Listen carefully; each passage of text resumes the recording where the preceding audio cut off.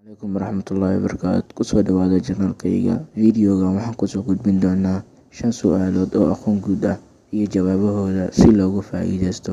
Daawasho wacan videoga. Su'aasha koowaad: waxaad sheegtaa caasimadii hore ee dalka India.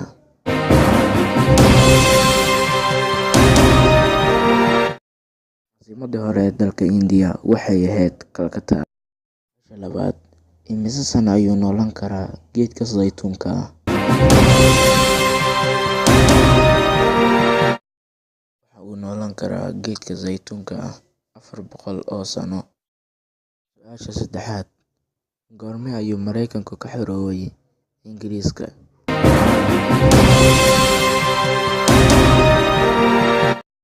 Waxa uu ka xoroobay 1776 waxaana hogaaminayay George Washington.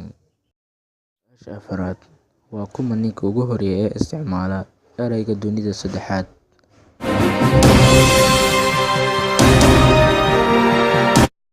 Waxa uu ahaa Alfred Somin, taariikhdu markay ahayd 1956. Su'aasha ugu dambeysa ee shanaad: waxaad sheegtaa dowladdii ugu horreysay ee dumarka siisa xaq ay ku codeeyaan.